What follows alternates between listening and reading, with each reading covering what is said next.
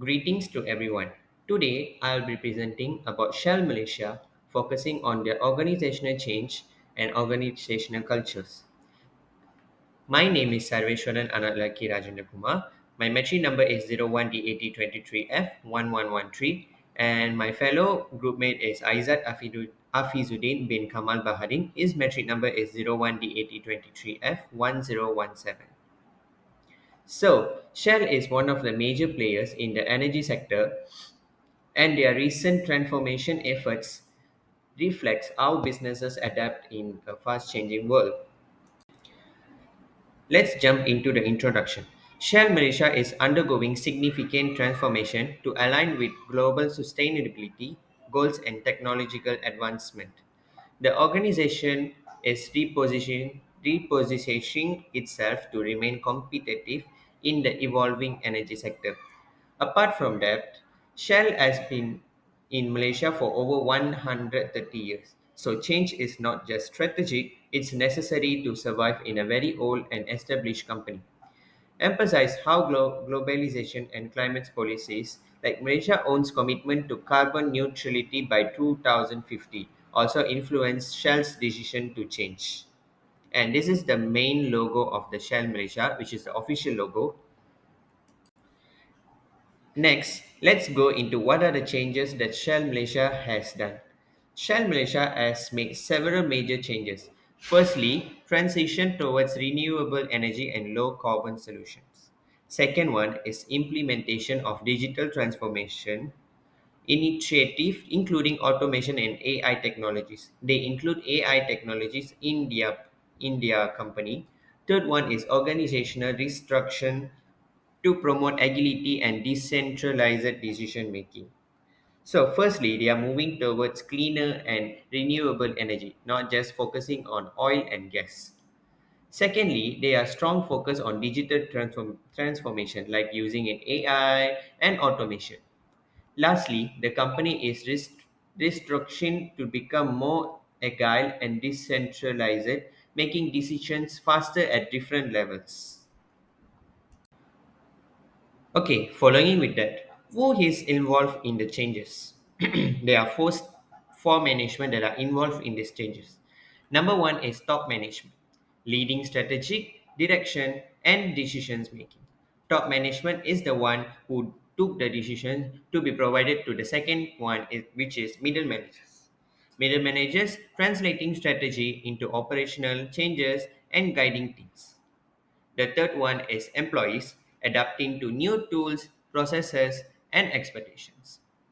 The last one is external stakeholders, including regulators, customers, and business partners influencing and supporting the transformations.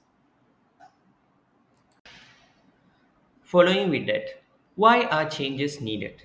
Firstly, global emphasis on reducing carbon emission and addressing climate change. Shell wants to stay relevant in a future where fossil fuels may no longer dominate. Second one is intensifying competition from renewable energy market entrants. Malaysia's own carbon neutrality target by 2050 puts pressure on the companies to change. Thirdly, rapid technological advancement requiring operational upgrades. Competitors like Petronas and Tesla are moving into renewables too, so Shell must keep up going on. Fourth one is evolving customers' expectation for greener and more ethical energy solutions. The Paris Agreement also affects Shell's global and local strategies. Lastly, necessity for economic diversification beyond traditional oil and gas revenues. Modern customers prefer brands that supports environmental and social responsibility. So these are the things why changes are needed to be done by Shell. So, following with that, when are the changes implemented? Initiated in 2020, aligning with Shell's global commitment to achieve net zero emission by 2020, 2050. Second one, Key initiatives in Malaysia, including carbon capture and storage (CCS) projects and electrical vehicle (EV) charging networks, launched progressively from 2021 onwards. Ongoing developments, digital customer platform, and sustainability projects. So, what are these means? Let's go into deeper. 2020 marked the start of Shell's global rebranding as a cleaner energy company. The COVID 19 pandemic forced Shell to accelerate digital adoption, especially remote work and customer self service. By 2021, Shell Recharge EV, which is electrical vehicle station, start appearing in major cities in Malaysia such as Kuala Lumpur, Ipoh, and more. Projects like carbon capture and storage (CCS) begins planning stages post on 2021. So following with that, Shell Malaysia aligns its timeline with global Shell PLC headquarters milestones. So, how are the changes implemented? Comprehensive internal communications strategies, including town halls and newsletters. Employees reskilling programs focus on digital competencies and green technologies. Strategic investment in clean energy, EV, electrical vehicle infrastructure, and digital innovation such as AI. Collaboration with universities, technology firms, and startups. Lastly, revise performance metrics to integrate sustainability goals alongside financial outcomes. So, what are these things? Shell uses change management models like Kotter's 8 steps. What is Kotter's 8 steps?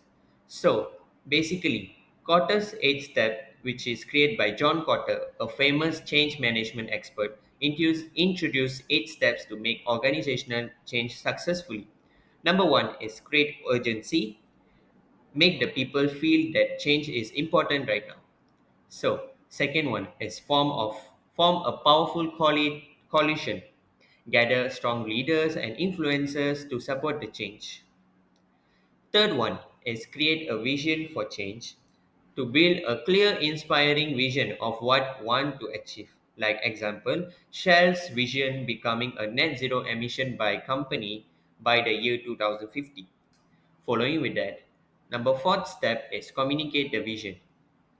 Share the vision everywhere, meetings, emails, training, and etc. Following with that, remove obstacles.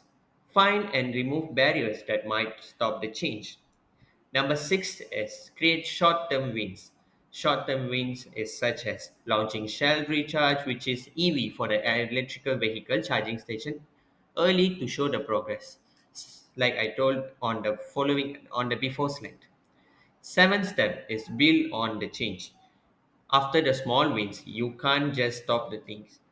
We need to keep improving to get more bigger and bigger achievement and successfulness. Lastly, anchor the changes in corporate culture.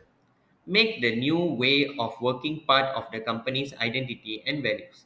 For an example, Shell's links sustainability goals into performance reviews and cultures. So, lastly, overview and summary of the organizational culture view. So there are three main points, and I will be explaining more about that in the furthermore. Shell Malaysia fosters a culture emphasizing high performance, safety, respect, and continuous learning. Culture values align with the organization's strategic transformation objective. Companies that are successfully aligned their culture with their strategy will become more competitive and respected globally. So, Shell's culture is often described as care, courage, and collaboration, which is builds the trust and teamwork in between us. Second one is goal zero. Isn't just about the workers, and it includes protecting the environment, which is we shouldn't harm the environment, which is the green goal. Third one is Shell as employees resource group that promotes diversity such as women in Shell and Pride Network. In this year of 2025, there's a lot of things going on such as like gender equality and other issues as well. So, woman in Shell shows that gender equality, such as men and women, are same.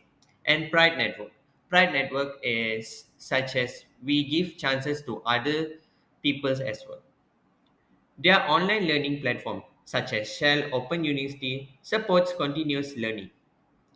Lastly, Shell promotes physiological safety, where employees can give feedback or report safety risks without fear. It won't harm the users.